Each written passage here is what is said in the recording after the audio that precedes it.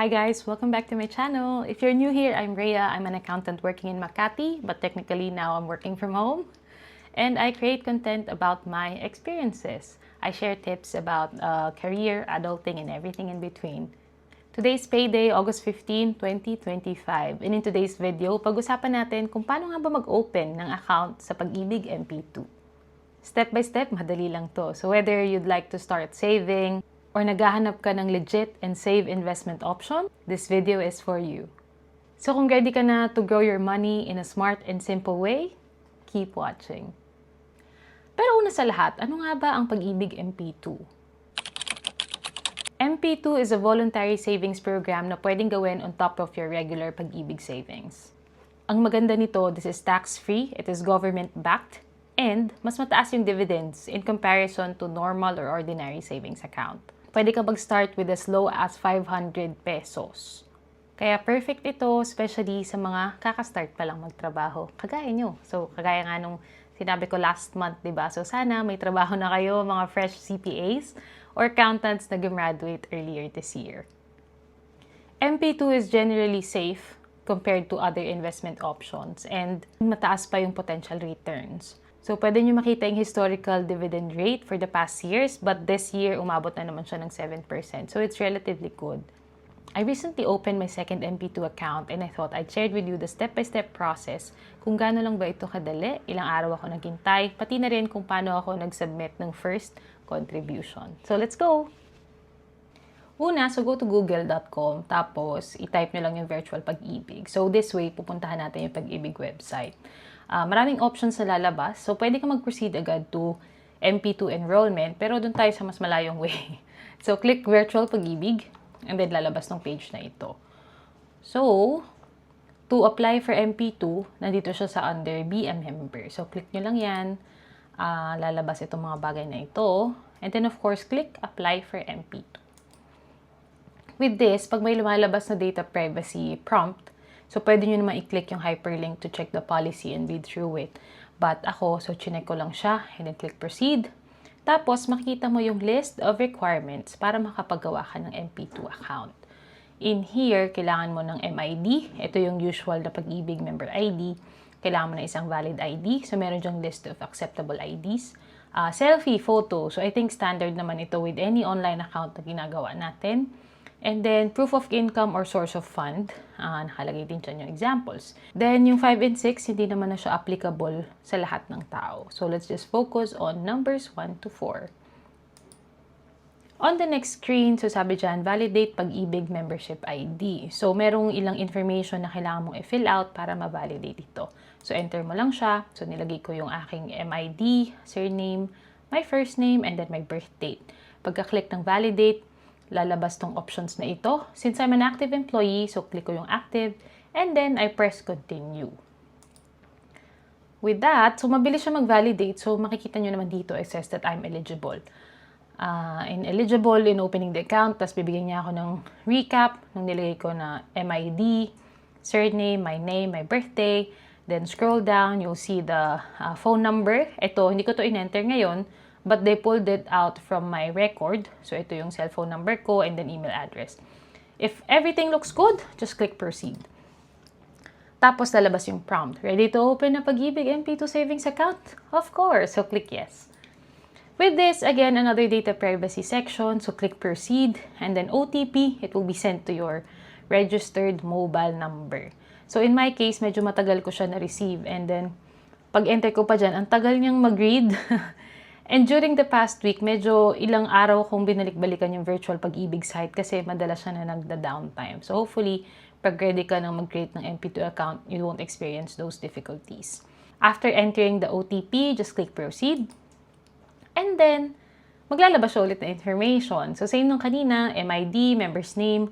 Dito, kasama na ngayon yung home address, and then employer. So nakalagay din dyan based on your most recent record. Next, other information. So, sabi dyan, dividend payout is end of the 5-year term. Ang alam ko, pwede ka namang mag-withdraw ng dividend every year, pero in order to select that option, kailangan mo mag-open sa physical Pag-ibig branches. So, when opening it online, ito lang yung option mo, 5-year or end of term. Again, kung ang purpose mo naman sa pag-ibig is to grow your money, so I highly suggest na i-keep yung 5-year end of term na account. Classification, ito yung pinili kanina, and na-double check na rin nila yan that I'm an active pag-ibig member. With the mode of payment, may selection. Either salary deduction, over-the-counter, or through any pag-ibig collecting partners. With my company, nag-offer sila ng salary deduction, pero specifically for this account, hindi ko kasi alam kung tuwing kailan ako maghuhulog. Kaya, pinili ko na lang yung through any accredited pag-ibig collecting partners. However, kung gusto mong mag-allocate talaga ng say 500 every month, mas okay na via salary deduction para out of sight, out of mind. Hindi mo na siya makukuha sa sahod mo, automatic na si employer yung magbibigay nun sa pag-ibig para sa'yo. Okay, next yung source of funds. Ayun nga. So, especially kung galing sa sahod yung funds mo, pwede mong i-click yung employment income. Tapos, I guess, dun talaga magmamatch na yung mode of payment mo is through salary deduction. Whereas for this purpose, ang pinili ko lang is savings and deposits. May iba pa siyang option, so pwede nyo siyang i-explore kung ano yung fit para sa inyo. So, nilagay ko savings and deposit, and then I also added 500 na desired monthly savings kasi personally, hindi ko talaga alam kung magkano for this purpose. Click natin proceed. And then, so in order to complete your enrollment, kailangan mo mag-upload ng mga files. So ito yung mga sinabi kanina kasi nga 'di ba may 4. MID, ID, selfie, and then proof of income or source of funds. So una, valid identification ID card with photo. If you click to see an example, ayan. So simple, ID. Tapos yung next is selfie photo. Ano yung tsura nun? Ganyan lang din. So kung ano yung ID na ginamit mo on step 1, dapat yun yung ID na nakikita sa selfie. So nag-upload ako ng LTO ID, LTO selfie, and then source of fund or proof of income. So since savings or deposits yung pinili ko, ang sinabi dito na list of valid requirements ay bank statements reflecting balance. Ilan ba sa atin nakakita ng bank statements sa ngayon? So parang ako, wala naman akong standard na bank statements na nare-receive from the bank. Ang ginawa ko is nag-login lang ako sa video online. And from there, so ayan, may tab pa dyan ng video. Nag-print to PDF lang ako nung first page. So kumbaga, dun sa savings account ko, actually payroll account yung pinili ko. And then, with the account details na showing yung account number na naka-star-star naman yung first couple of digits, nandun yung name, tapos may balance. As in, yung balance as of today lang yung nakita. Hindi na ako nag-print ng transaction history kasi I don't think that's relevant. With the savings account, I don't think magmamatter kung masyado malaki or maliit yung laman ng bangko mo. So, siguro basta more than 500 and proof na meron ka talagang bank account, pwede na yun. So, nakalagay naman dyan yung list of valid documents. So, kung iba yung naging source of fund mo, sasabihin din ni Pag-ibig kung ano yung acceptable documents sa part na yun. So, ayan na nga. So, nag-upload ako ng video online account summary, click submit, and then to confirm, I submitted my enrollment. Upon clicking OK, tapos na. So, binigyan ako ng tracking number. So, sabi nga dyan, thank you for applying for an MP2 savings account. So, sabi dyan, processing, please expect a text message from us informing you of the next step to open your account. Ito, may tracking number na binigay. Again, tracking number pa lang to, hindi pa to yung MP2 account number mo. And, yun. So, back to homepage. So, from here, it's just a waiting game kung kailan nila ma-approve yung account and mabibigay yung account details. Magre-reflect din naman to dun sa virtual Pag-ibig account mo. So, from here, may na-receive akong text message. So, pagka-submit ko nito, so that's on a Thursday, sabi nga dyan, we have received your application. Ito ulit yung tracking number. If may questions, just call this number or email us for updates. From here, so that's Thursday. Friday, Saturday, after 2 days. Nagulat ako, kahit Saturday, nag-text sila. Sabi nga dyan, congratulations! So, okay na daw under tracking number this. And the MP2 savings account number is this. So, pag nakuha mo na itong account number, pwede ka na mag-deposit. So, na-excite talaga ako. Kaya sabi ko nga, 1 week ako nagtatry mag-create ng account, pero laging down yung website nila. So, now that na-receive ko na to, nag-login ako ulit sa virtual Pag-ibig online. Meron nga din pala silang mobile app, pero hindi ko na ipapakita dito. With virtual Pag-ibig, under MP2 savings, nakita ko na nadagdagan na siya ng isang linya. So yun nga, sabi ko kanina, pangalawang MP2 account ko na ito. And ganito yung itsura niya. So pagkadagdag sa virtual pag-ibig account mo, nakalagay dyan is unfunded. So upon clicking view, ganito yung lalabas. Ayan. So pagka-click mo ng view, lalabas again yung account number, initial remittance date, so wala pa. Dividends, wala pa of course, and everything. So since wala pa siyang laman, ano ba bang gagawin natin, di ba? So magde-deposit na tayo. So with this, I opt to use GCash. With Pag-ibig MP2, sabi ko nga, meron na akong initial account. So for that account, karamihan talaga ng contributions ko is paid through GCash. Pero may option din naman with Maya. So both GCash and Maya, 5 pesos lang yung service fee or yung convenience fee. So far, hindi naman ako nagka-problem. And the contribution is reflected within 2 to 3 days.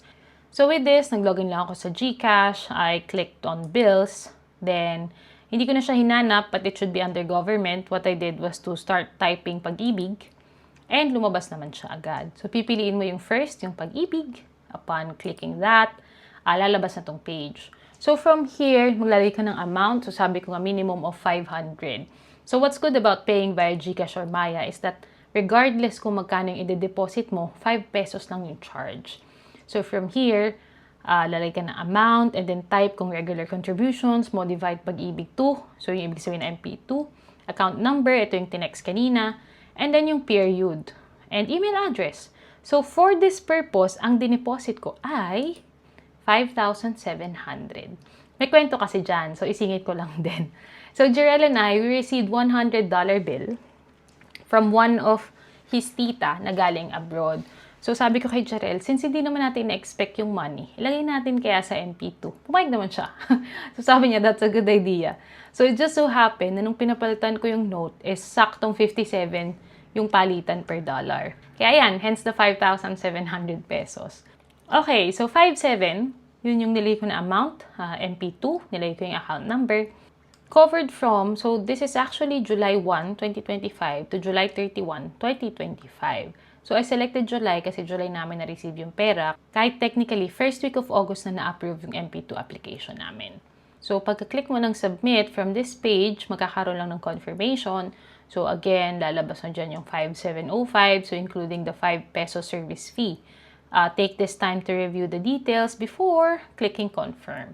So once you click confirm, lalabas na yung resibo. So from here, again, andyan yung account number, kung magkano, reference number, email. So pwede mo itong isave for your record keeping kasi sabi ko nga, marireflect lang siya sa Pag-ibig online between 2 to 3 days. Dito rin sa GCash, you can save the biller details para sa future, hindi mo na kailangan hagilapin yung account number again, tapos lalagay mo siya dyan. So I did just that, and nilagyan ko na rin siya ng nickname, plus, ayun, don't remind me, kasi nga, sabi ko is, hindi naman namin na-expect yung pera. So, I'm not planning to put money sa account na to every month. It's just, whenever may ma-receive kami ulit na funds ni Jerel. So, we will be separating it through this MP2 account. Okay. So, kahit na alam ko na hindi pa naman siya mag-reflect online, what I did was, to log into virtual Pag-ibig. And ayan, medyo nakakapanik kasi nag-down ulit yung website nila. But anyway, Jerel reassured me and ginugel ko na rin na 2 to 3 days pa nga siya mag-reflect sa online. So, after a few days, silip-silip ako sa mobile app na lang kung nag-reflect na ba yung funds or not. And then, luckily, after 2 days, andun na siya. So, nag-login ako ulit online. And from here, nakita niyo itong screen na to kanina, nakalagay na siya as active from unfunded. Plus, reflected na din yung 5,700 na dineposit natin via GCash. So, upon clicking view, lalabas ulit tong section na ito. Tapos, makikita dyan yung initial remittance date. So, ayun nga, pumasok siya ng August 4, 2025. And, ayun, 5,700, 5,700, total dividends. So, dividends is paid out every year. So, kumbaga, for 2025, kung hindi ko nadadagdagan yung 5,700, dito na siya makukompute. And then, usually, nare-release yung date around February or March of the following year. Tapos, masasama na lang din siya dito. So, makikita mo kung magkano kinikita ng pera mo every year. Okay. So, to know more about the details dun sa contribution, pwede ka maglagay ng year dito. And then, upon scrolling down, ayan. So you will see na mag-a-appear yung transaction date, reference number, period covered, and the amount. So 8/4, so again, ito siya, initial remittance date. Tapos 2025, 7/25, ito yung pinili natin sa GCash kanina. So pag mas marami ka ng contributions, magre-reflect yan dyan lahat. So check mo talaga yung dinedeposit mo, at least online. Hindi mo na kailangan tumawag sa kanila to check kung nag-reflect ba yung pera. Hindi mo na kailangan mag-worry. And again, I tried this checking sa web, pero meron silang mobile app na halos same lang din yung makikita mo. So from here, dadami na contributions mo, and the next year, magkakaroon ng separate line for dividend. So dividend is recorded per year. So makikita mo yung value ng pera or kung magkano na-earn niya na dividends every year pagpunta mo sa details na ito. And that's it. O diba, madali lang mag-open ng MP2 account. What's good about MP2 is there's no set schedule kung kailan ka dapat maghulog. So unlike MP1, which is yung Pag-ibig regular savings na kailangan every month may contribution ka, with MP2, there's no set schedule, kaya perfect ito para dun sa mga nag-uumpisa pa lang. It's something na hindi ko naintindihan in the past, kaya akala ko kahit 500 lang yan, hindi ko pa rin kayang mag-set aside ng 500 every month. Pero nagkamali ako kasi wala naman palang requirement na maghulog ka monthly. You just have to make sure na bawat deposit mo ay minimum of 500 pesos. You can skip some months, and in some months na marami kang pera, like naka-receive ka ng bonus, 13th month or whatever, pwede mong dagdagan yung contribution para mas malaki din yung ma-earn na dividends. Again, guide dun sa application, so MP2 is locked for 5 years. Hindi ito ideal na i-withdraw during the 5-year period, pero hindi naman pinagbabawal. Since ang focus ng video na ito is kung paano mag-open, I'll cover that na lang sa future video. Along with pag-withdraw ng full amount kasi my first MP2 account will actually mature next year. I'm looking forward to that kasi it's the first time that I'll be claiming a check from Pag-ibig. If you're interested to see that video, please subscribe to this channel. So that's it mga kabibi. Maraming salamat sa panonood. If you have any questions about MP2, please feel free to leave a comment down below and I'll try to respond based on my experience. Thanks a lot for watching and hope to see you in the next one. Bye!